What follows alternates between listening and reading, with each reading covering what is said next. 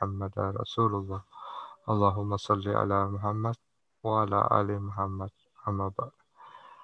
Apa kabar Ustaz? Bagaimana Lamongan Ustaz? Alhamdulillah Lamongan cerah ini Alhamdulillah. alhamdulillah. Ya, mendung tapi hujannya tidak turun, jadi sejuk lah. Sejuk. Soal COVID gimana di sana Ustaz? Covid, alhamdulillah ini Lamongan semakin menguning. Alhamdulillah. Yang semula ada menguning, alhamdulillah. Iya. Soalnya dengar-dengarkan daerah Jawa Timur kemarin sempat kondisi meningkat ya Ustaz ya. Ya, Ya, yang mudah-mudahan memang Surabayanya itu yang meningkat Surabaya itu. Iya. Ibu kotanya. Ibu kota Jawa Timur. Mudah-mudahan semuanya bisa lancar. Alhamdulillah rekan-rekan, hari ini kita kembali ketemu dengan Ustadz Hizbullah Haidir. Beliau merupakan sekretaris STI QSI. Itu apa Ustadz ya? Sekolah Tinggi Ilmu Al-Quran dan Sains Al-Islah. Oh, berarti Ustadz ini juga dosen juga, berarti sekaligus dosen. Dosen juga, betul. Di Lamongan, alhamdulillah beliau setelah hadir di tengah-tengah kita untuk kembali melanjutkan kajian dengan judul Ngaji Sareng Al-Futuhat Al-Makkiyah karya Al-Syekh Al-Akbar Muhyiddin Ibnu Arabi, yang insya Allah topik malam hari ini, subuh ini insya Allah akan mengisi topik tentang huruf-huruf pengetahuan. Nah, ini mungkin banyak hal yang baru Ustaz, terutama buat saya nih Ustaz. Ya mudah-mudahan ilmu ini kita bisa serapi dan insya Allah bisa bermanfaat buat kita. Biar tidak berpanjang lebar lagi, kepada Ustadz Fit, kami persilahkan. Tafadhol Ustaz. Baik. Bismillahirrahmanirrahim. Warahmatullahi wabarakatuh. Waalaikumsalam warahmatullahi wabarakatuh. Innal hamdalillah nahmaduhu wa nasta'inuhu wa nastaghfiruh wa na'udzu billahi min syururi anfusina wa min sayyiati a'malina. May yahdihillahu fala mudilla lahu wa may yudlilhu fala hadiya lahu. Asyhadu an la ilaha illallah wa asyhadu anna Muhammadan 'abduhu wa rasuluhu la nabiyya ba'dah. Allahumma salli wa sallim wa barik ala hadzal nabiyil karim nabiyina Muhammad wa ashabihi wa man ittaba'ahum bi ihsanin ila yaumiddin. Qala Allah Ta'ala fil Qur'anil Karim, a'udzu billahi minasy syaithanir rajim. Bismillahirrahmanirrahim. Wal illa alladziina aamanu wa 'amilus shalihat wa tawasaw bil haqqi wa tawasaw bis sabr.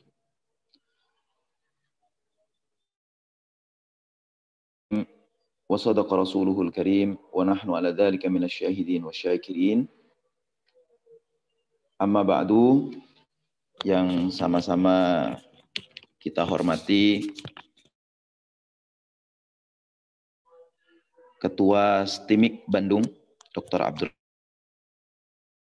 moderator yang selalu menemani kita, Kang Dedi, dan juga tim Kang Adit, dan menggawangi Madrasah Ukhuwah ini. Kemudian juga seluruh peserta, pemirsa yang menyaksikan dan mengikuti Zoominar kita hari ini, yang temanya adalah tentang huruf-huruf pengetahuan. Yang ini kita membahas, sebenarnya klasik sekali kitabnya, dan kitab yang sebenarnya di pertemuan sebelumnya sudah kita bahas background-nya, adalah kitab salah satu magnum opus lah dari Khatamul Aulia Syekh Muhyiddin Ibnu. Baik. Apakah terdengar ya? Terdengar ya? Baik, Terdengar. kita terdengar ya. Terdengar, alhamdulillah. Orang ingin pertama sebelum masuk ke huruf-huruf pengetahuan, karena ini tindak lanjut dari topik kita macamnya, saya ingin mereview sebentar tentang hierarki ilmu dan macam-macamnya supaya nanti nyambung dengan pembahasan kita hari ini. Reviewnya adalah bahwa itu berdasarkan macamnya ada dua, yaitu ilmu kasbi dan ilmu qalbi. Nah, ilmu kasbi, ilmu yang diperoleh lewat jalan usaha dan proses berdasarkan kita yang berusaha lewat nadhar. Nah, sementara ilmu yang kedua namanya ilmu qalbi,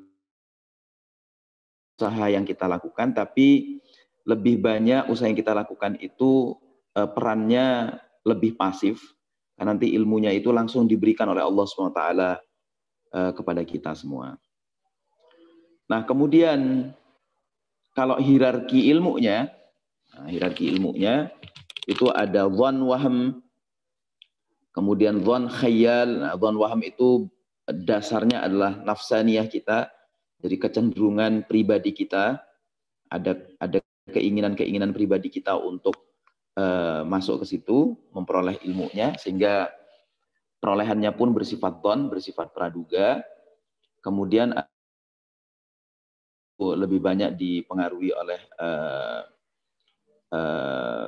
kecenderungan syaitaniyah kita. Kemudian ada ma'rifah, ada ilmu, fakuh, lalu tafakuh dan tadakur. Nah, yang kemudian nanti agak berkait dengan topik kita adalah homologis atau dasar teori pengetahuannya dari bangunan teoritik yang Syekh Muhyiddin Arabi adalah bahwa beliau mengaitkan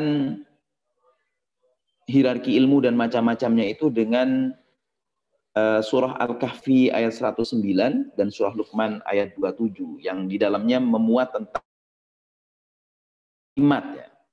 Nah, kalimat itulah yang dijadikan pokok dari dari pengetahuan. Kemudian juga dari nazam yang ditulis oleh beliau, bahwa kalimat itu terbentuk dari huruf. Huruf membentuk lafal, lafal kemudian menjadi kalimat yang lalu menjadi jumlah. Nah, dari kalimat-kalimat itu nanti membentuk nama-nama, lalu nama-nama itu membentuk tata surya yang diulai dalam kalimat atau pengetahuan, sehingga kemudian muncullah menjadi hakikat lafal. Nah, dari sini ada kalimat, lafal, nama-nama, dan tata surya. Yang kalau dalam teori pengetahuan, tata surya itu bagian dari objek pengetahuan begitu. Nah, kita kemudian dari sini mau berangkat untuk membahas, kita ambil dari masih bab atau jilid 1, jilid 1 dari Al-Futuhat Al-Makkiyah. Nanti juznya itu juz 5, juz 5 dari kitab ini. Dan judul khususnya itu adalah Dzikru ba'di maratibil hurufi. Dzikru ba'di maratibil huruf. Penyebutan sebagian hierarki huruf-huruf yang berpengaruh terhadap bagaimana pengetahuan itu dikonstruk, atau bagaimana pengetahuan diperoleh, atau bagaimana seseorang diberi pengetahuan oleh Allah SWT. Kita langsung masuk ke ini, ke pembahasan hurufnya ya. Kita tahu bahwa pembahasan huruf-huruf pengetahuan itu terkait dengan hakikat objek. Itu biasanya disebut ontologi atau hakikat objek pengetahuan. Terus juga berkaitan dengan hakikat subjek pengetahuan atau epistemologi dalam istilah teknisnya. Nah, kenapa berkait dengan hakikat objek pengetahuan dan subjek pengetahuan, karena dia sendiri adalah berkaitan dengan nama-nama sesuatu, berkaitan dengan nama-nama seseorang. Nah, pada saat yang sama berkaitan dengan subjek pengetahuan, yaitu manusianya. Manusia itu sendiri adalah dia akan bicara tentang sesuatu. Dari situ kemudian dia memiliki konsep. Dari konsep itu dia kemudian mencerna, dia kemudian memahami, dia kemudian mengerti. Alhamdulillah kalau dia sampai bisa mengamalkannya, alhamdulillah kalau dia sampai kemudian menyebarkannya ke orang lain. Nah, makanya di situ huruf-huruf pengetahuan itu terbentuk dari relasi atau hubungan antara objek. Nah, ada satu ungkapan dari Syekh Muhyiddin Ibnu Arabi, yaitu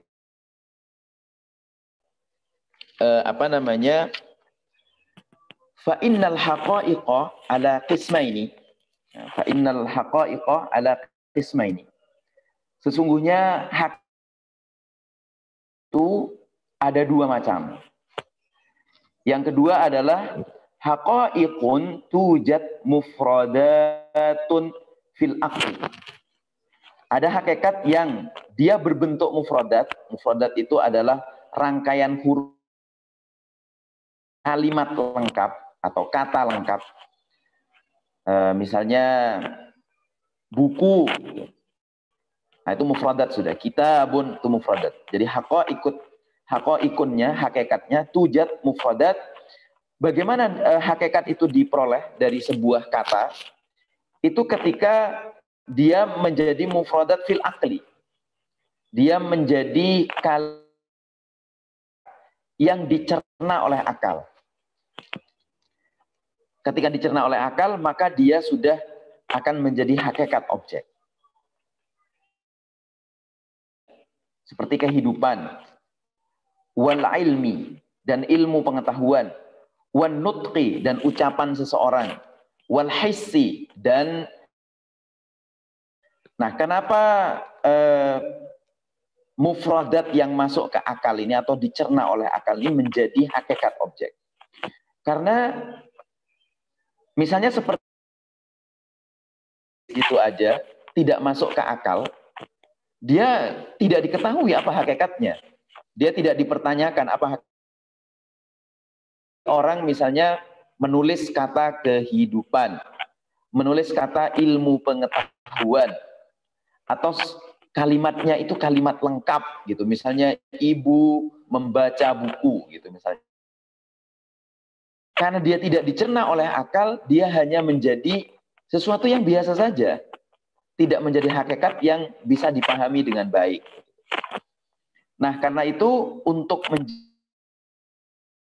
model atau bentuk hakikat yang pertama, sesuatu itu ketika menjadi kalimat, menjadi kata, dia harus dicerna oleh akal. Sebelum dicerna oleh akal,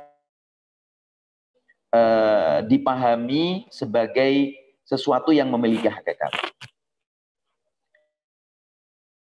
Dua adalah wa haqa'iqun, yaitu hakikat tujadu, yang diperoleh biwujudi tarkib, dengan susunan kalimat. Dengan susunan kalimat. Misalnya kasamai, kasamai, langit, wal alami, alam semesta, wal insani, manusia, wal hajari, dan bebatuan. Nah, ini untuk tahu bahwa langit ini memiliki hakikatnya, maka dia sebenarnya susunan kalimat yang lain dan keterkaitan dengan konsep-konsep lain. Langit gitu saja, kemudian nggak kita kaitkan dengan Allah, bahwa itu ciptaan Allah. Kemudian nggak kita kaitkan dengan tata surya yang lain, kaitkan dengan alam semesta yang lain. Antara bagaimana hubungan manusia dengan alam semesta tidak kita kaitkan menjadi susunan kalimat. manusia itu juga, maka dia tidak akan bisa ditemukan hakikatnya. Para peserta sekalian, yang menarik adalah terhadap Muhyiddin Ibn Arabi, la yutaqu hamluhu. Dia tidak bisa dipahami. Jadi hakikat itu sebenarnya tidak bisa dipahami. Baik melalui akal saja. Hanya sesuatu itu menjadi kata, dia dicerna oleh jatinya, hakikatnya itu belum terlalu dalam. Nah, bagaimana supaya hakikat terlalu bisa mendalam? La yutaqu hamluhu. Jadi pemahaman terhadapnya tidak bisa dilakukan menggunakan akal. Kenapa? Li'annal aqla la yaqiluhu. Karena akal itu tidak bisa mencerna. Karena hakikat itu bersifat batini, bersifat sesuatu yang dibalik realitas, dibalik sesuatu yang tampak, maka akal la yaqiluhu. Rasionalitas itu tidak bisa mencernanya dengan hanya menggunakan rasionalitas itu sendiri. Nah, terus gimana? Kata Syekh Muhyiddin Ibn Arabi, walakinnal kashfa yashhadu. Tapi kalau kita menggunakan tersingkapnya batin, di batin kita disingkap, dan kemudian kita menyaksikan akan hakikat itu, maka otomatis kita akan mengetahuinya dengan baik. Nah, bagaimana al-kasyaf itu, bagaimana ketersingkapannya? Yaitu ketika kita, kalau menurut Ibnu Arabi itu, dengan dua cara. Kita itu belajar tujuannya lillah, gitu. Belajar tujuannya lillah. Terus yang kedua dilanjutkan dengan jalan takwa. Nah, minggu lalu sudah saya bahas sedikit ini dengan jalan takwa. Jadi belajarnya nggak boleh karena tujuan-tujuan duniawi. Jadi harus hanya tujuannya itu lillah. Nah, kemudian yang kedua jalan takwa. Takwa itu gimana? Takwa itu menjaga pikiran, menjaga hati, menjaga perasaan, menjaga lahir wa batin. Untuk apa? Untuk selalu mengerjakan perintah Allah dan menjauhi larangan Allah. Fattakullah wa yu'allimukumullah. Bertakwalah kalian kepada Allah, Allah akan mengajari kalian. Itu mengajarinya. Baik. Nah, sekarang huruf itu kalau menurut Ibnu Arabi, bahwa kalimat-kalimat yang masuk ke hakikat itu dia dibentuk oleh huruf-huruf sehingga kemudian menjadi hakikat. Karena itu kita tidak bisa lepas dari huruf-huruf. Nah, karena itu kemudian Ibnu Arabi mengatakan huruf itu adalah sebuah kaum. Jadi ini bukan hanya ibarat. Jadi beliau itu betul-betul mengatakan huruf itu adalah seperti kaum, seperti umat. Dari kaum dan diberi pertanggungjawaban. Kata beliau lengkapnya begini dalam dalam kitabnya itu, annal hurufa ummatun minal umam. Jadi adalah kaum atau umat dari umat-umat yang ada. Di antara umat Jabarut, ada alam malakut, ada alam insan, ada alam. Nah, huruf ini termasuk kaum dari kaum-kaum yang ada di alamnya masing-masing. Mukhatab, ajak bicara. Wa mukallafun, dan dia diberi tanggung jawab kewajiban.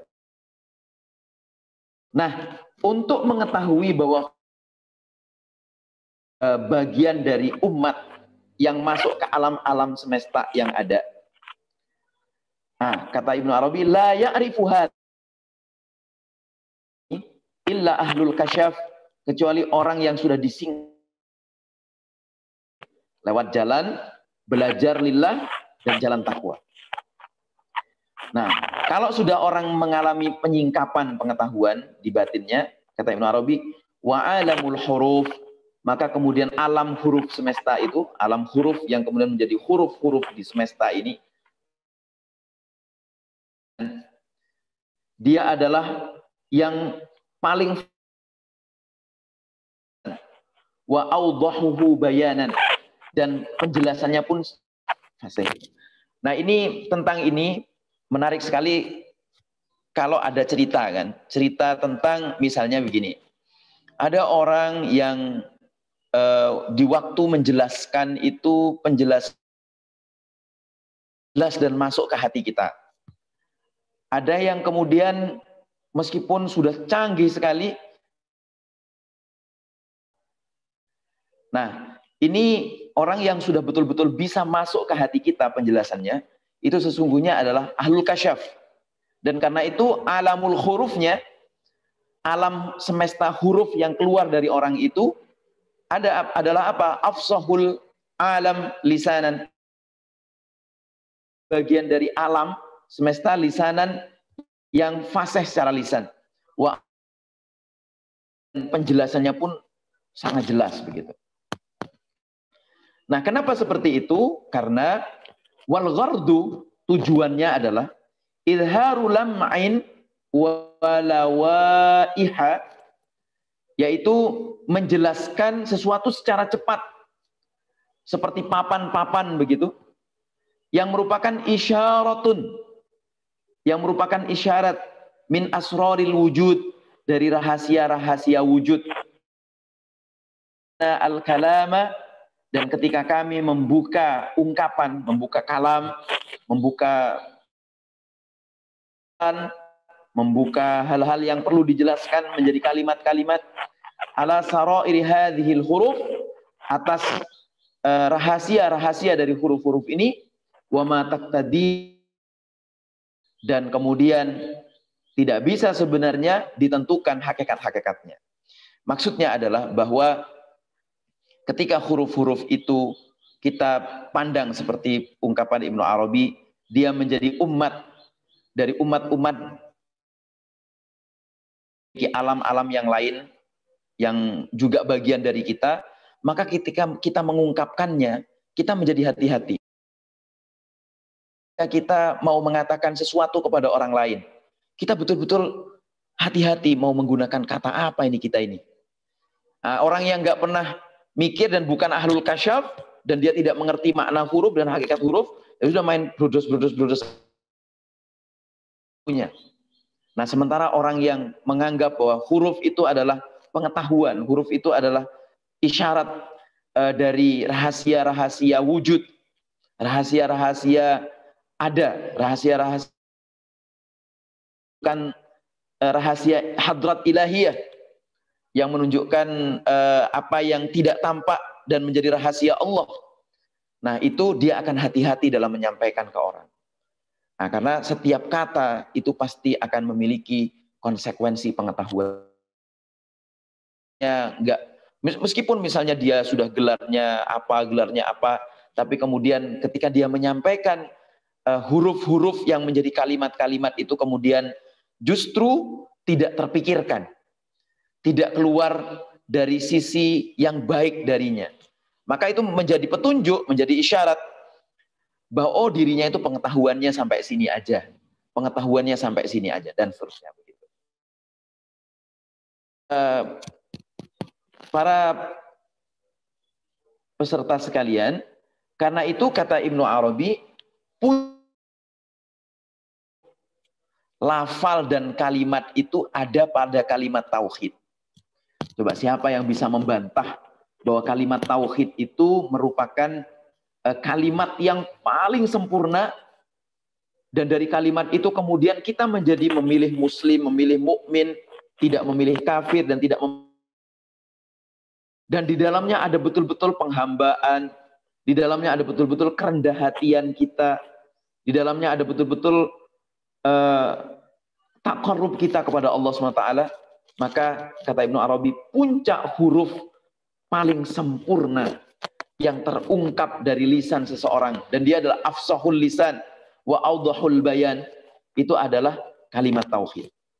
Kata beliau, "I'lam, ketahuilah annama badi hulah, bahwa awal-awal huruf dari surat-surat Al-Quran al-majahulah yang tidak diketahui maknanya, la ya'rifu, tidak diketahui illa ahlus suwari al-ma'qulah, kecuali oleh orang yang ahli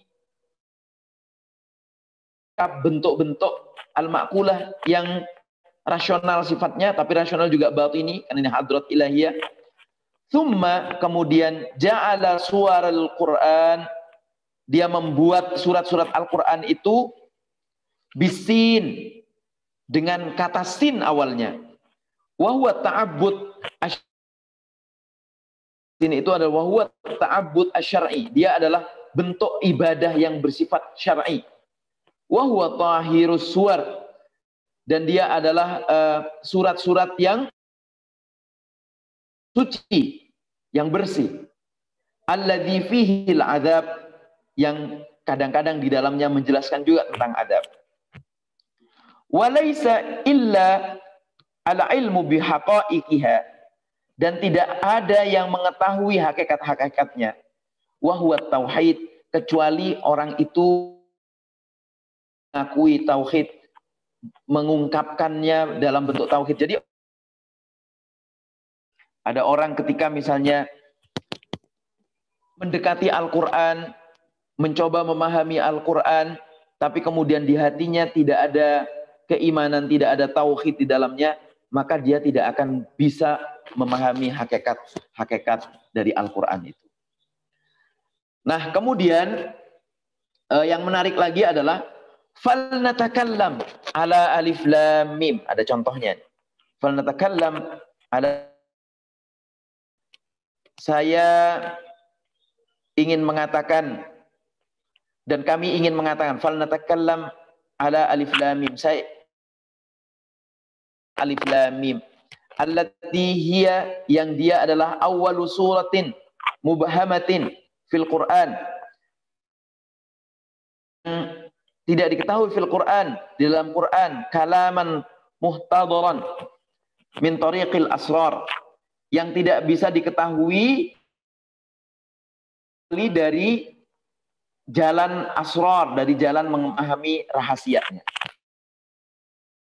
Sejatinya kita ini dalam memahami Al-Quran, kita harus dengan tauhid, dan dengan tauhid yang tinggi.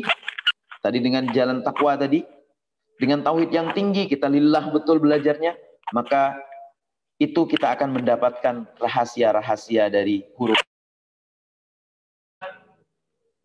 Kemudian Syekh Ibnu Arabi membagi huruf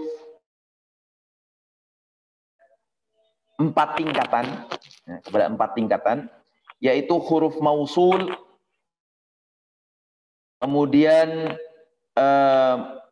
mufrad, mutsanna, dan majmu'. Oh, ada 5 ini ya. Huruf mausul, huruf yang dalam pengucapannya, dalam penulisannya itu bersifat mausul. Maka misalnya contoh alif tadi, ada alif wasal. Ada alif wasal. Alif wasal itu alif yang tidak boleh ada dalam penulisannya, tidak boleh ada huruf hamzah di atasnya atau di bawahnya. Jadi tulis alif gitu aja. Nah, kemudian ada yang maktu. Maktu itu yang dia di cara bacanya tidak bisa diwasolkan. Nah, contoh yang mausul dan maktu misalnya gini. Di tulisan alif yang itu misalnya alifnya itu tidak boleh ada hamzah baik di atasnya atau di bawahnya. Kenapa? Ketika misalnya ada wawu di depannya, maka dia bisa dibaca wa'lam, bukan dibaca wa'ilam, tapi wa'lam. Nah, itulah dia menjadi mausul, wasal dia. Kenapa harus dibagi mausul dan maktu? Contohnya tulisan alif untuk menunjukkan domir mutakallim, domir kata ganti pertama. Misalnya, a'lamu, saya tahu. A'lamu, saya tahu. Nah, itu harus ada hamzahnya di atasnya alif itu. Nah, sehingga ketika kecampuran wawu, ada wawu di depannya, kita tetap akan membaca wa a'lamu, dan saya tahu. Nah, sementara kalau tidak pakai hamzah di atasnya, misalnya wa'lam, maka jadi di situ perlunya huruf itu dibagi mausul, dan kemudian kita tahu makna apa dari sebuah huruf itu ketika dia tertulis seperti itu. Nah, kemudian ada mufrad. Mufrad ini singular atau tunggal, kata tunggal. Wa mutsanna, kata yang menunjukkan dua. Wa majmu', kata yang menunjukkan tiga jumlahnya ke atas. Jadi tiga ke atas jumlahnya. Itu dalam tradisi bahasa Arab seperti itu. Nah, kata Ibnu Arabi, dalam konteks Allah SWT memberikan satu peringatan yang beliau tulis dalam bentuk seperti ini. Qata'an. Di dalam setiap wasal itu ada, dalam setiap huruf wasal itu ada huruf qata'nya. In wasal, tidak pada setiap huruf qata' ada wasalnya. Nah, apa maksudnya? Nah, tadi seperti tadi, alif misalnya itu bisa dengan ada hamzah dan baik di atas ataupun di bawahnya. Hamzah di atas dan di bawahnya, maka dia tidak bisa menjadi wasal. Tapi kalau yang wasal bisa menjadi qata'. Gitu. Dengan diubah fakullu waslin, setiap huruf yang wasal, yang tersambung, yadullu ala faslin, menunjukkan perinciannya. Walaysa kullu faslin yadullu ala, perincian itu menunjukkan sambungannya. Karena sudah terperinci, kadang sambungannya itu sudah menjadi bagian-bagian gitu. Jadi bagian-bagian. Nah, fil jam'i wa ghairul jam'i. Nah, sesuatu yang tersambung sebagai kata sambung, wal wasl wal fasl, dan yang terperinci itu ada dalam bentuk jamak dan juga ada dalam bentuk yang tidak jamak. Wal faslu wahdahu,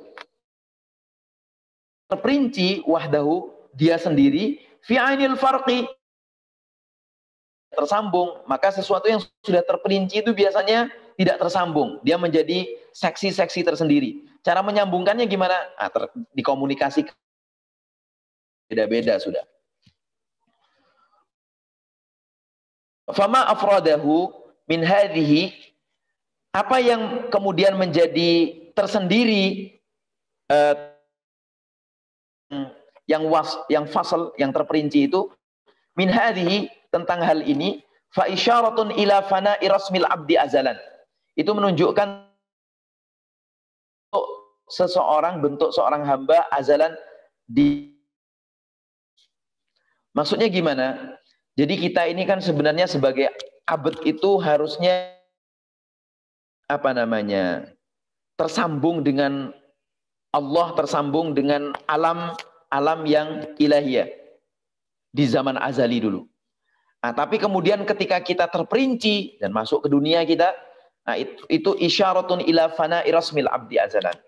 Nah, kita ini sebenarnya kadang-kadang bisa kemudian menjadi fana, menjadi tidak ada kita. Nah, kecuali kita kemudian masuk lagi ke alam azali itu. Makanya alastu bi rabbikum qalu bala syahidna. Kita pernah ditanya oleh Allah, alastu bi rabbikum, apakah aku ini Tuhanmu? Qalu bala syahidna, ya benar, kami adalah Tuhan kamu. Itu di alam azali. Maka kita secara nafsaniyah, kita ingat di masa azali itu, maka kita akan selalu ingat akan itu. Kalau enggak, maka enggak. Gitu. Nah, kemudian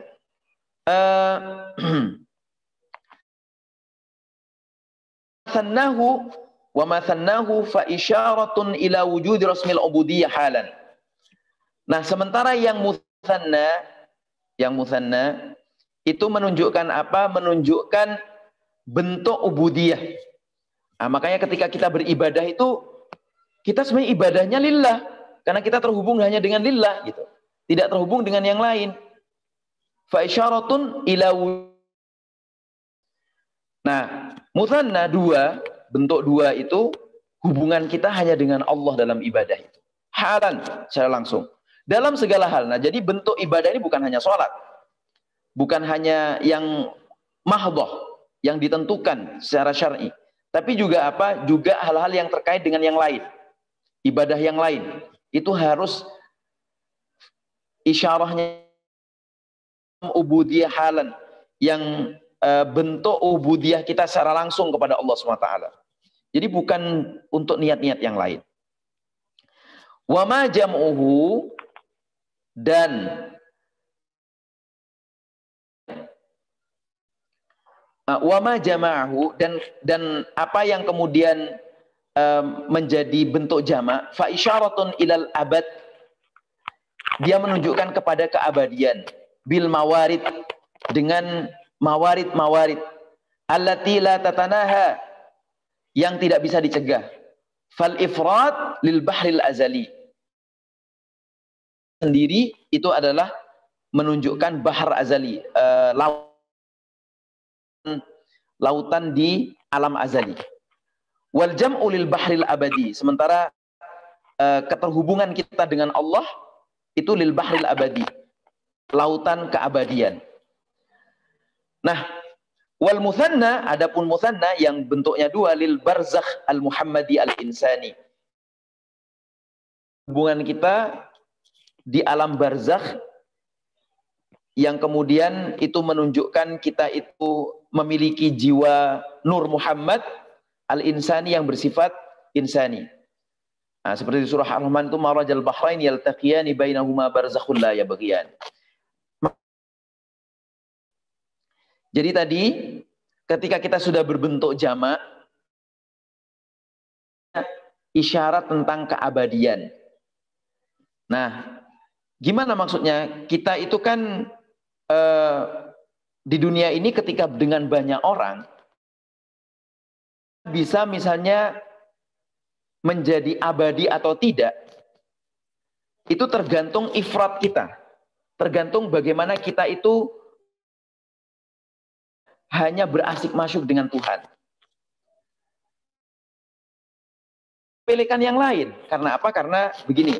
Misalnya ketika kita banyak, kita ifrat supaya kemudian betul-betul asik masuk dengan Tuhan dan kita masuk ke lautan azali, itu adalah dengan cara apa? Misalnya membantu orang lain, menolong orang lain, dan menolong orang lainnya itu dengan, Masya Allah, dengan lillahi ta'ala saja. Nah, maka di betul-betul asik masuk dengan Allah melalui wasilah orang lain. Nah, kita akan mendapati dan kemudian kita juga akan mendapati apa? Al-Bahar al-Abadi, lautan keabadian. Amaliyah-amaliyah kita menjadi amaliyah abadi, gitu. Kemudian selanjutnya adalah min alif lam mim, dari alif lam mim. Alif itu isyaratun ila tauhid, karena dia alif itu menunjukkan Allah. Isyaratun ila tauhid. Jadi ketika membaca alif lam mim, alifnya itu maknanya adalah, menurut Ibnu Arabi, dia Allah.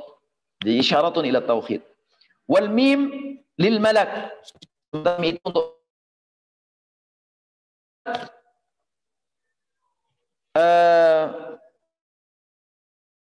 jadi lam di antara alif dan mim, dia adalah tengah-tengah. Litakuna rabitatun bainahuma, agar menjadi apa namanya, rabitah, pengikat bainahuma, di antara. Maksudnya adalah bahwa lam itu ketika alif adalah Allah, mim adalah malaikat, lamnya itu harus lillah, untuk Allah saja. Jadi tauhidnya sudah untuk Allah, kemudian lillah untuk Allah, supaya kita kemudian mengalami masuk ke alam malakut itu. Gitu. Nah, baik.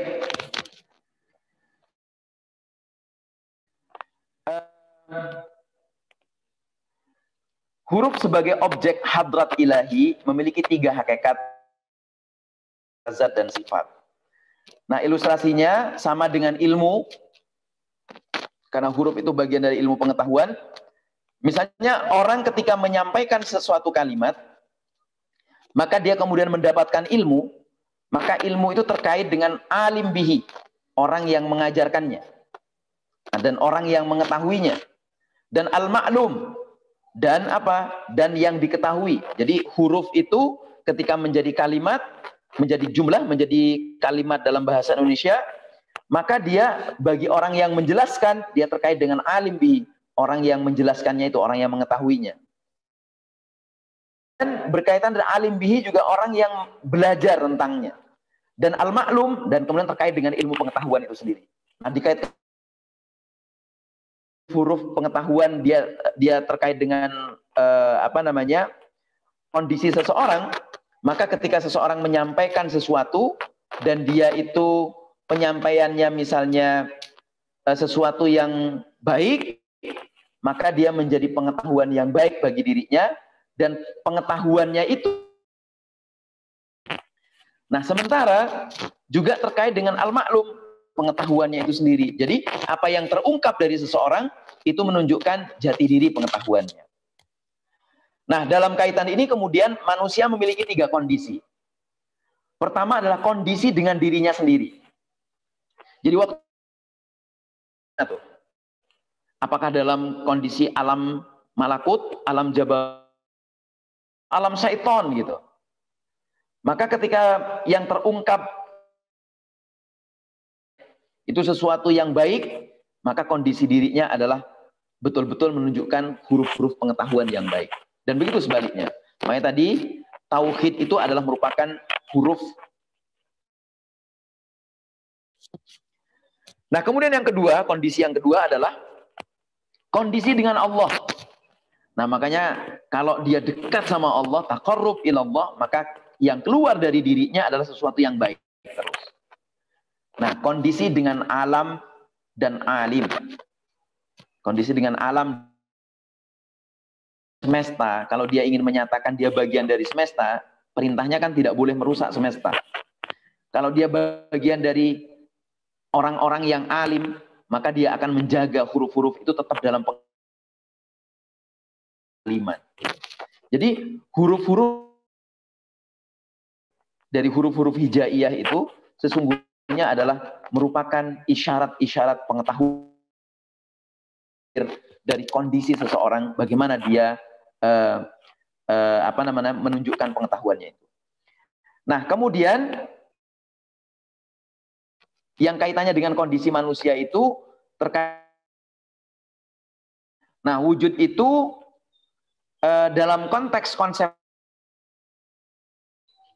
wujud dalam benak. Jadi misalnya huruf tadi ketika menjadi konsep wujud, konsep ada, dia ada dalam benak kita. Maka orang ketika mau mengatakan sesuatu, di benaknya pasti muncul sesuatu dulu. Tentang apa saja?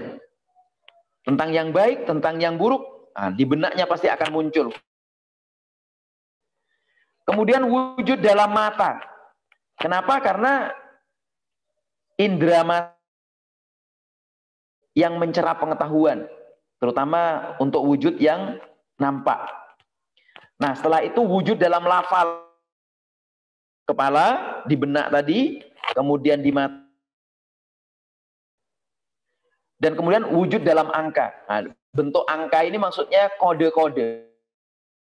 Angka ini bisa angka itu dalam pengertian matematis rasional, atau angka itu maksud bahwa bagi orang yang sudah dekat, maka bicara itu mungkin antara penting tidak penting. Karena yang bagi dia dengan isyarat saya sudah dipahami. Jadi nggak perlu sampai menjelaskan berkali-kali. Nah, nggak perlu. Nah, seperti itu. Nah, kemudian ini secara uraian lebih jauh seperti ini. analisa saya kemudian. Jadi sebagaimana pembagian macam ilmu dan hierarki, Muhyiddin Ibnu Arabi memandang bahwa realitas atau al-kaun itu ada dua, zahir dan batin, akli dan kashfi. Realitas itu yang sifatnya zahir, ada realitas yang sifatnya batin. Ada realitas yang sifatnya akli, rasional, ada yang sifatnya kashfi. Nah, realitas yang pertama yang zahir dan akli itu banyak dikerjakan oleh ulama nadhari, kata beliau, ulama yang kritisasi dan seterusnya. Nah, sebenarnya yang kedua banyak dilakukan oleh ahlul kasyaf. Dengan ahlul kasyaf. Kemudian mengetahui makna zahir memang biasanya digunakan oleh penganut pandangan nadhari. Sedangkan makna batin hanya dapat diketahui oleh penganut pandangan kashfi.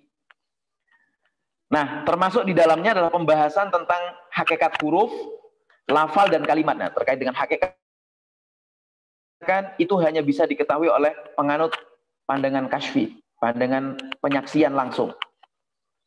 Apalagi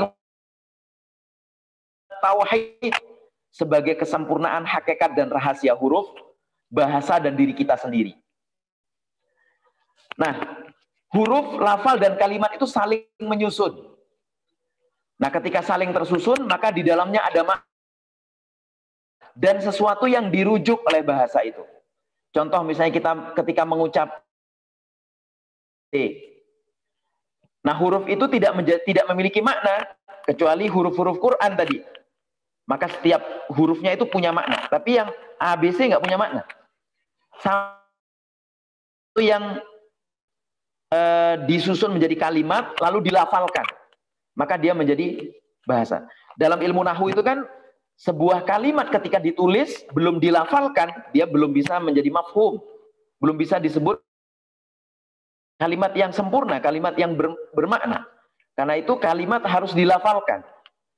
Nah, pelafal menjadi bisa bermakna.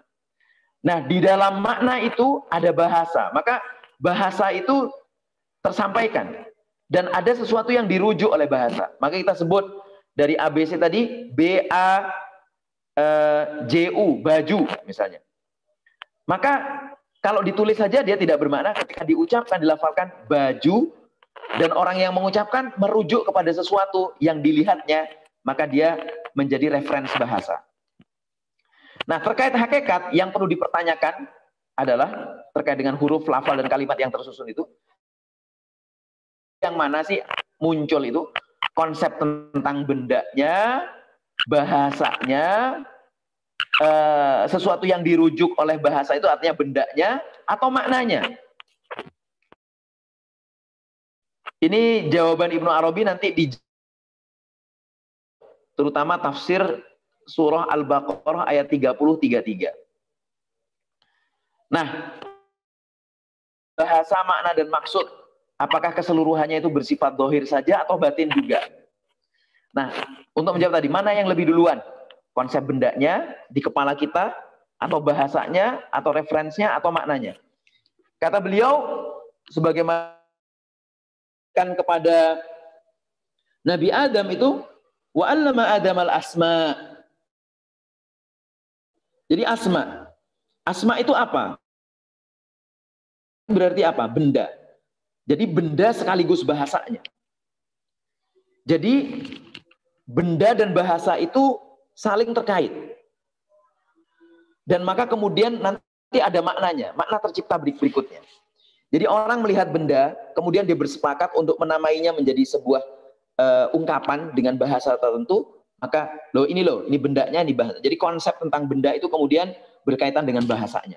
Lalu orang yang berikutnya yang tidak mengetahui itu lalu belajar tentang itu, dia belajar tentang referensinya. Oh, ini loh yang disebut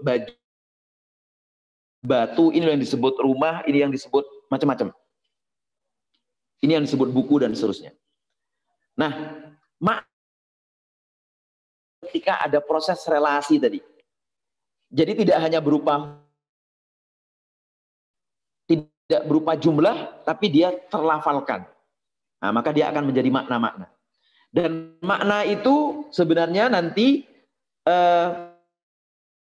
kata, tapi makna itu pada ungkapan. Gitu. Nah karena itu ada perbedaan antara bahasa, makna, dan maksud. Orang mungkin paham maknanya, tapi nggak paham maksudnya. Saya sering contoh katakan, misalnya saya gitu. Saya suka itu. Nah, suka itu kan maknanya apa ya? Orang belum tentu paham maknanya. Apa belum tentu paham maksudnya? Maknanya sudah paham dia. Saya suka itu, maknanya paham. Secara bahasa juga paham dan lengkap sekali. Tapi maksudnya belum tentu paham. Ketika kita berkomunikasi sama anak kecil, kita tahu bahasanya, kita paham maknanya. Tapi kadang-kadang kita nggak ngerti maksudnya apa. Kata Ibnu Arabi, keseluruhan bahasa, makna, dan maksud dalam lafal, huruf, dan kalimat itu nggak bisa dipahami zahir saja. Karena sejatinya yang menunjukkan maksud itu adalah makna batinnya, bukan makna zahirnya. Gitu. Bahasa, makna itu terkait dengan komunikasi. Tentang apa yang dikomunikasikan, kemudian tentang apa tandanya, maknanya, dan referensinya, dan itu kadang-kadang banyak orang miskomunikasi. Ada orang yang misalnya tidak pernah menyuruh secara langsung. Dia sering menggunakan isyarat dalam komunikasinya. Filsafat logika itu kan ada namanya, atau dalam mantik itu ada namanya kalam. Nah, kalam insya itu kalam yang terkomunikasikan. Gimana maksudnya? Dia misalnya mengatakan gini, ini lantai kok kotor sekali ya, gitu. Dia misalnya ada seorang, ini lantai kok kotor sekali ya, gitu. Nah, sang kiai tidak pernah menyuruh secara langsung, dia pakai kode-kode saja beliau itu. Pasti itu langsung disapu tuh. Bagi cuman dawuhnya adalah lantai itu kotor. Dia kemudian cerita sama teman-temannya, tadi Pak Kiai dawuh, kok lantai situ kotor ya? Nah, dia cuma paham dari sisi makna zahirnya saja. Tidak paham maksudnya gitu. Harusnya paham maksud, dia pasti langsung mengerjakan untuk menyapu itu. Komunikasi, dia tidak bisa hanya masuk di makna zahir, tapi harus makna batin. Dalam konteks logika juga sama. Dalam konteks logika ini yang terakhir nih, dua yang terakhir sebelum yang terakhir, dalam konteks logika juga sama. Apa itu? Dalam logika itu kan ada konsep benar ya, ada benar secara verbal, ada benar secara materi. Mungkin yang dimaksud adalah dia benar kalimatnya. Contoh misalnya bintang ada di bumi. Atau contoh lain misalnya,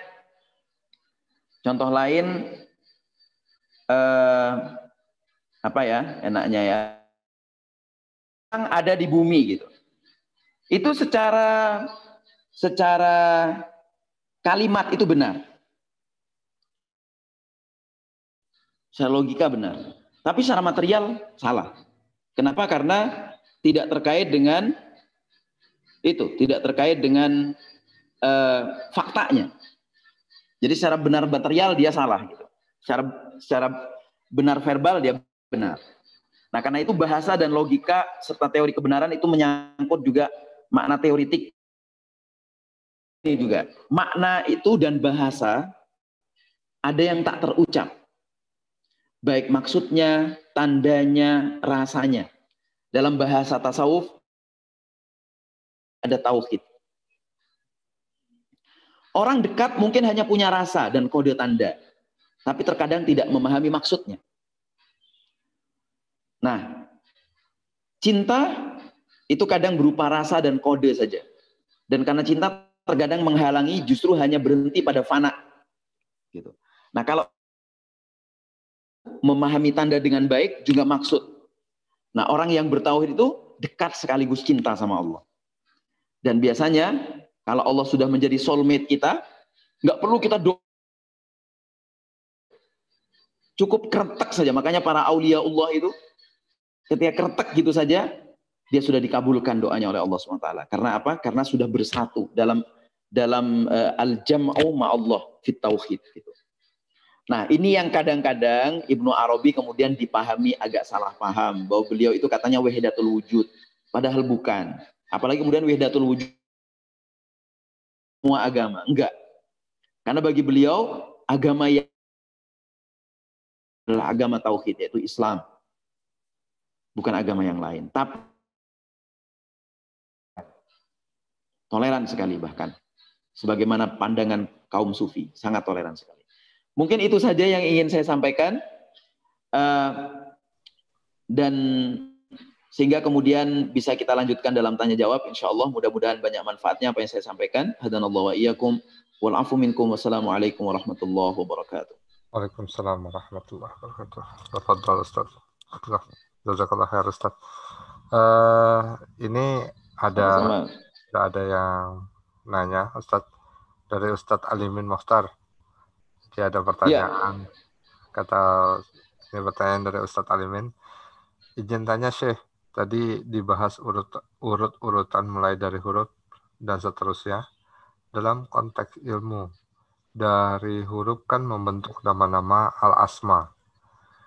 Apakah di sini terletak rahasia kehebatan al-asma yang diajarkan Allah kepada Nabi Adam, sehingga malaikat pun setelah itu diperintahkan bersujud kepadanya?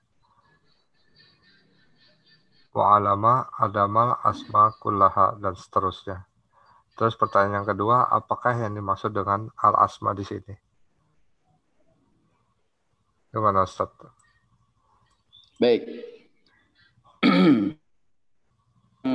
Luar biasa ini.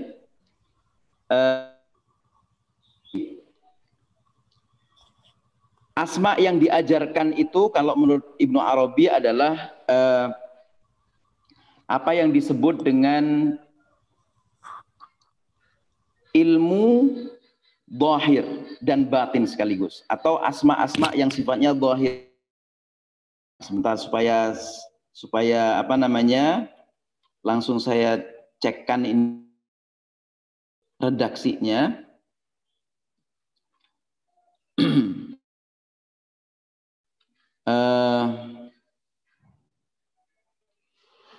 Jadi gini, perbedaan Nabi Adam dan malaikat itu cuman diajari bertasbih dan bertakdis saja.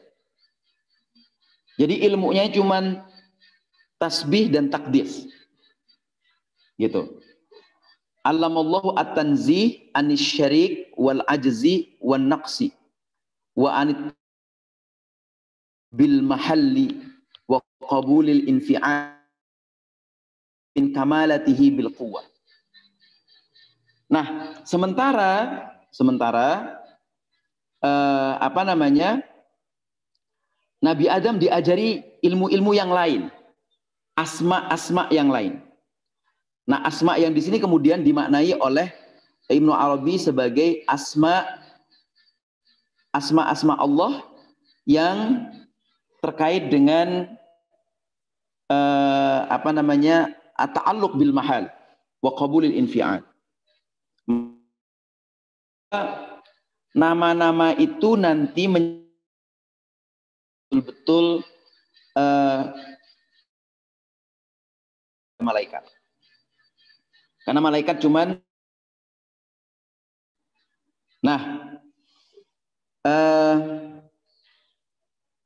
Adam kemudian diajari oleh Allah sampai masuk ke dalam hatinya sesuatu yang istimewa. Apa itu? Nah, ini dia. Alqa fi qalbihi khawasul asya allati tu'raf biha hiya mana wa madarruha. Yaitu yang diajarkan berbentuk asma itu adalah nama-nama apapun yang ada di situ, yang ada di realitas saat itu, yaitu kemudian langsung masuk ke hatinya. Dan yang dimasukkan ke hatinya khawasul asya. Nah, ini termasuk jawaban yang kedua tadi. Apa asma di situ gitu. Khawasul sesuatu yang khusus. Khusus itu oleh Ibnu Arabi kemudian dimaknai sebagai sesuatu ya secara batin ya. Dan kemudian kalau malaikat itu kan cuma takdis dan tasbih tadi ya. Jadi dia tidak paham, malaikat tidak paham apa manfaat sesuatu. Allah Subhanahu wa taala kemudian mengajarkan kepada Nabi Adam di samping khawasul asya, rahasia-rahasia atau kekhususan-kekhususan sesuatu dari ya, tapi batinnya juga. Lebih dari itu adalah dengan pengajaran khawasul asya itu Nabi Adam menjadi tahu tu'rafu biha, diketahui dengannya, hiya manafi'uha, manfaat-manfaat dari nama-nama itu yang diajarkan kepada beliau, wa madaruha, dan mudarat-mudaratnya. Pertanyaannya kan kemudian, kok bisa Nabi Adam masih tergoda oleh iblis? Nah, ini soal lain. Tapi pertanyaan Kiai Alimin tadi adalah bagaimana malaikat itu sujud sama Adam. Jadi ada 2 poin. Yang pertama adalah beliau dikasih notifikasi tebal oleh Allah itu.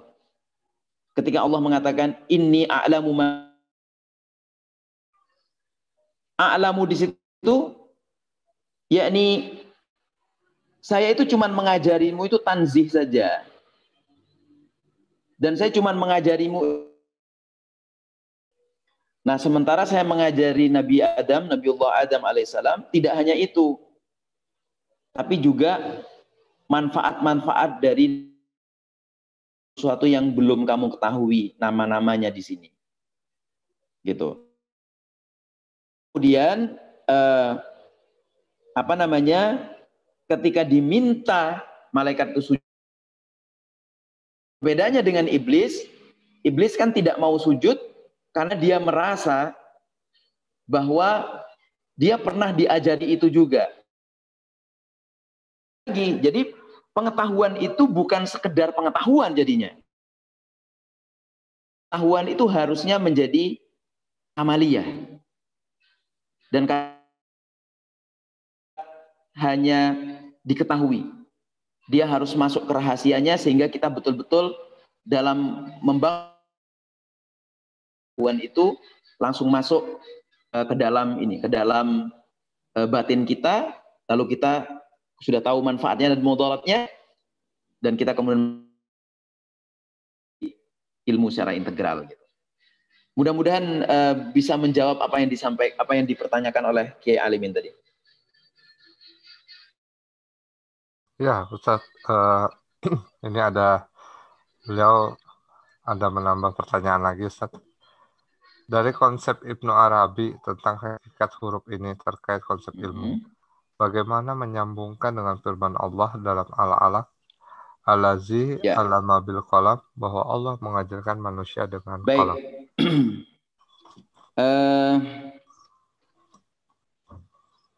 Qalam itu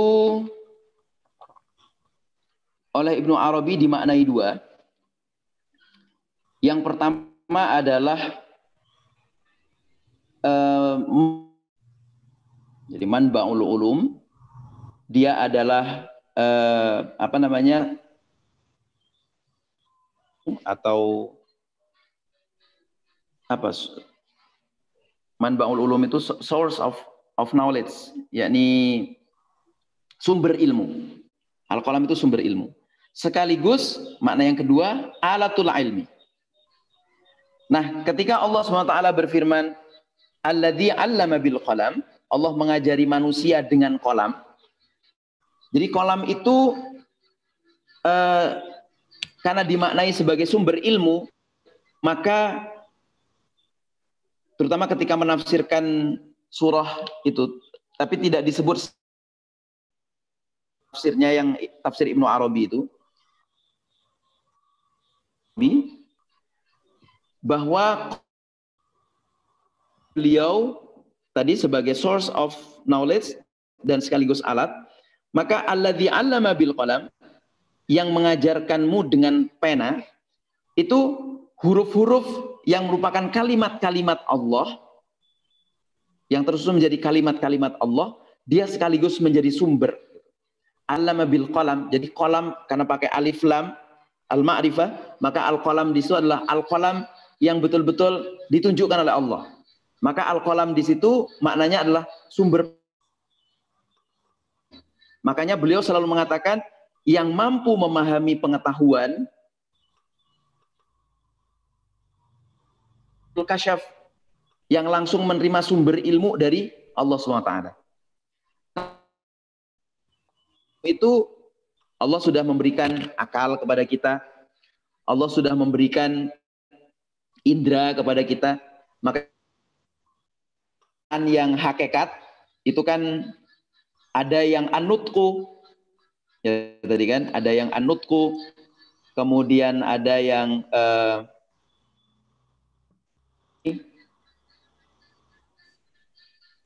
ya, jadi ada yang anutku, kemudian al ilmu sendiri, gitu. Kemudian al hisu itu indera. Nah, Allah sudah memberikan alat-alat itu kepada kita, bahkan hati sampai terbagi banyak, itu ada fuad, ada qalb.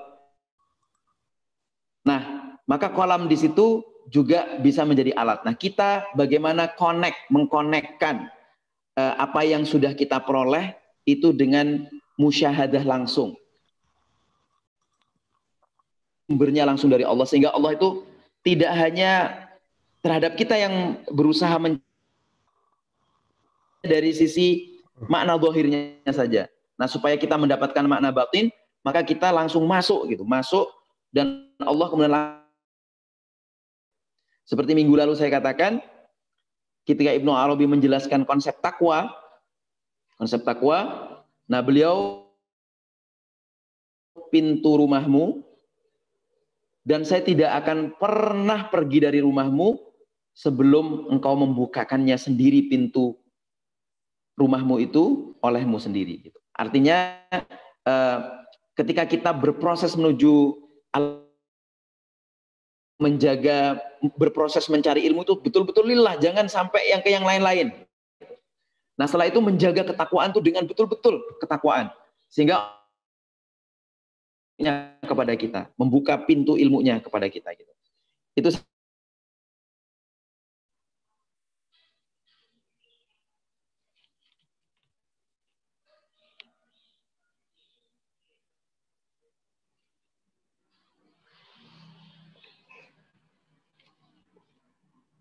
Ya, Ustadz, jazakallah khair jawabannya. Tadi, alhamdulillah suaranya sih nggak keputus, Ustadz. Tapi gambarnya yang baik. putus. Alhamdulillah, yang penting kami masih bisa menyimak jawabannya. Alhamdulillah. Alhamdulillah. Jadi suaranya tadi sempat terputus. Saya juga minta maaf tidak menampilkan videonya biar nggak ini bisa menghemat bandwidth. Siap. Rekan-rekan dipersilakan jika masih ada pertanyaan. Mudah-mudahan jawaban dari Ustadz Pit atas pertanyaan Ustadz Alimin tadi bisa terjawab dan bisa dipahami bersama.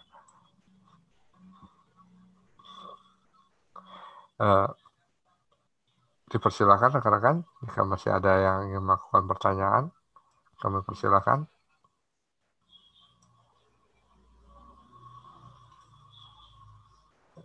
Alhamdulillah, Ustadz Alimin sudah menjawab. Masih ada pertanyaan lagi rekan-rekan yang lain, dipersilakan. Alhamdulillah, kegiatan ini langsung dari Ukhuwah, bisa diikuti semua oleh rekan-rekan dan masih rutin. Alhamdulillah rabbil alamin. Ya, mudah-mudahan ini akan terus berkesinambungan ya Ustaz ya, terus bersambung mudah-mudahan. Amin, insyaallah. Jadi ada beberapa materi yang disampaikan oleh beberapa ustadz kami kajian Ukhuwah. Jadi secara bergantian membahas. Salah satunya yang disampaikan oleh Ustadz Fitzisbullah Haidir yang dilaksanakan pada Jumat pagi. Nah,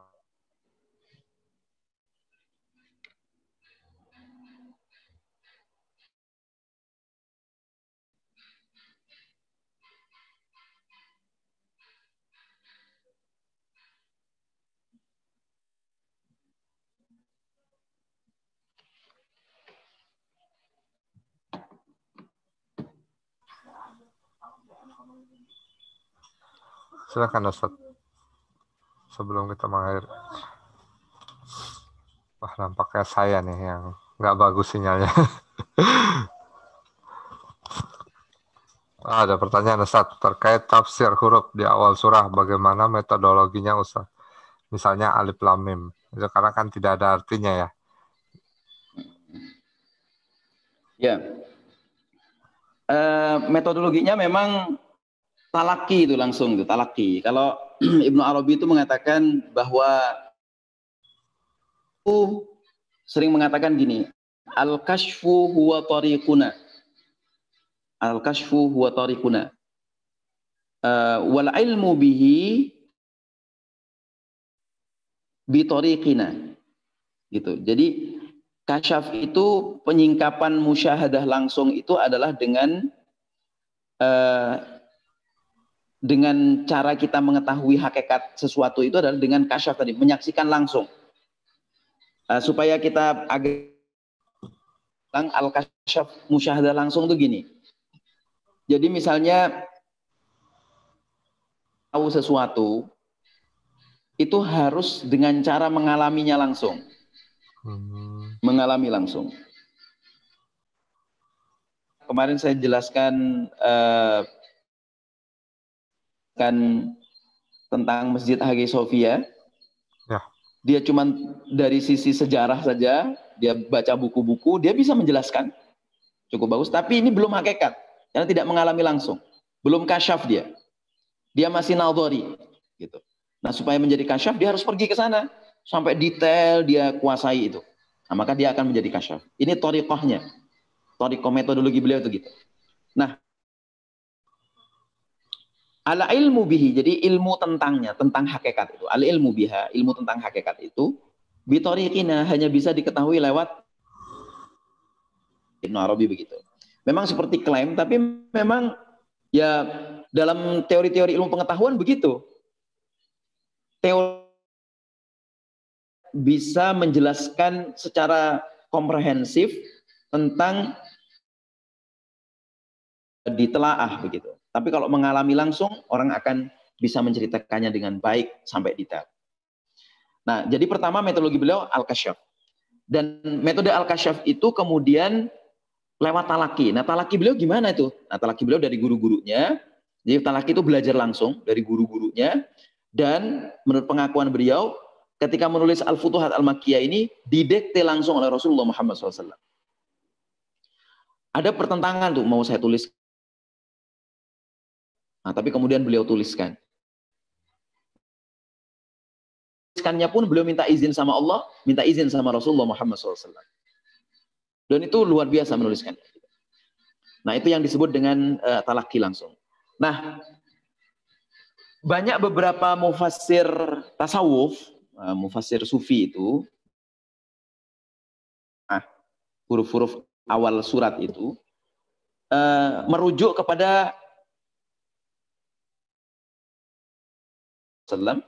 yaitu Ibnu Abbas.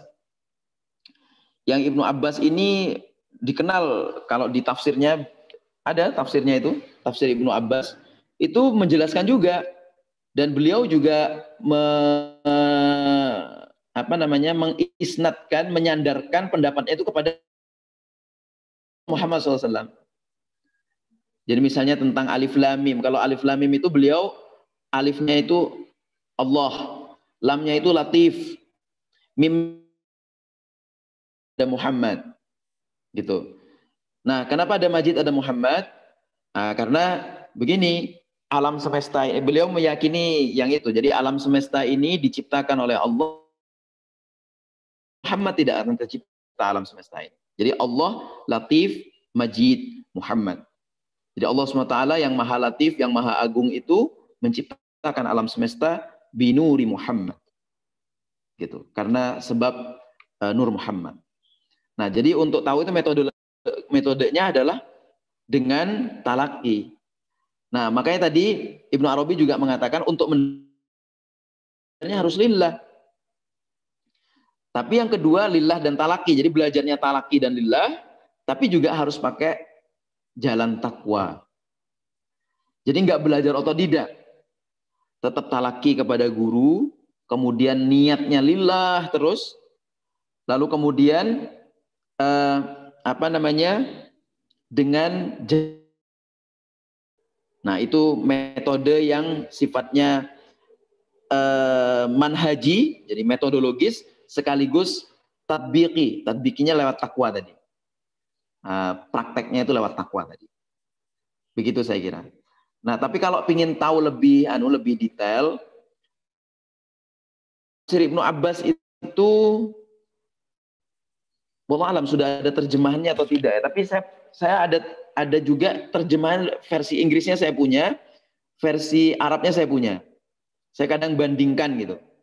Kadang setelah diterjemahkan tuh ada terjemahannya karena mungkin space dan seterusnya, atau kepentingan penerjemahan itu seperti apa gitu. Nah, yang menerjemahkan itu pemerintah Yordan yang menerjemahkan. Itu mungkin ya, Kang Deddy. Iya, mudah-mudahan itu bisa terjawab ya Ustaz. Mohon maaf Ustaz, ini tadi gambar Ustaz terputus. Oke, kita coba biar stabil, kita coba matikan. Baik, mungkin bisa tidak dinyalakan masalah. lagi Ustaz. Ya.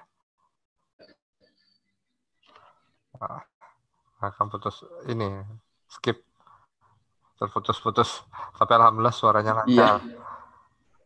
Iya. Ya.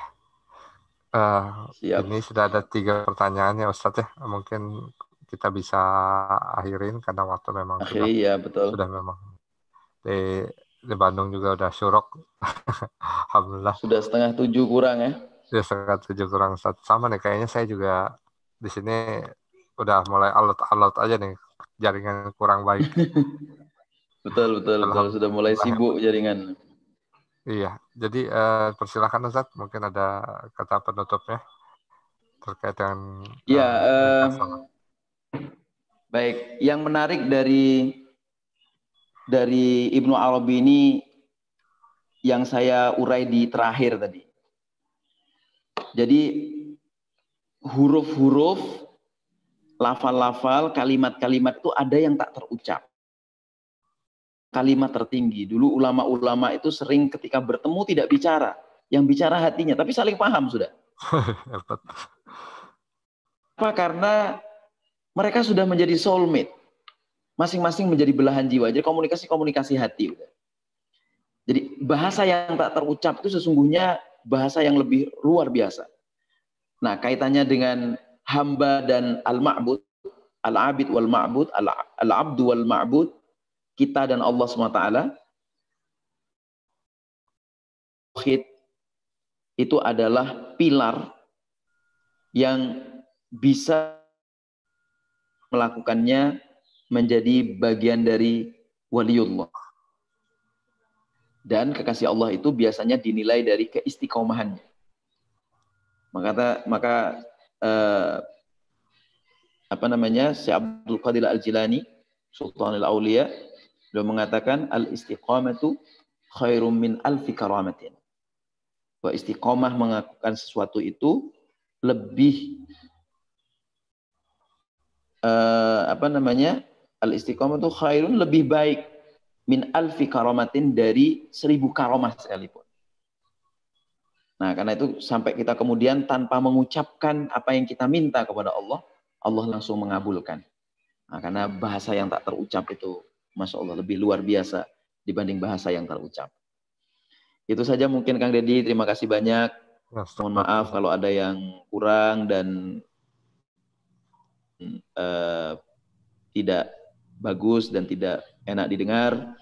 Itu pasti dari saya dan dari nafsu saya. Yang baik-baik insyaAllah dari Allah SWT. Akhirnya hadanallahu wa iyyakum wal afu minkum.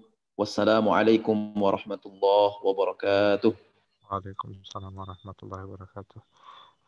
Sekian rekan-rekan untuk kajian pada pagi hari ini, di mana membahas materi tentang topik huruf-huruf pengetahuan dari ini buku ya Ustadz ya, buku Ngaji Sarang Al-Futuhat Al-Makkiyah karya Al-Syekh Al-Akbar Muhyiddin Ibnu Arabi. Mudah-mudahan kita semua diberi rahmat rezeki atas penyampaian beliau, dan insya Allah Amin ya Allah. kita akan ketemu kembali minggu depan dengan materi yang baru. Kita akan tutup dengan kafaratul majlis. Subhanakallahumma wa bihamdika asyhadu Asyhadu an alla la ilaha ilaha illa illa anta anta astaghfirullah wa atubu astaghfiruka wa ilaik. atubu ilaik.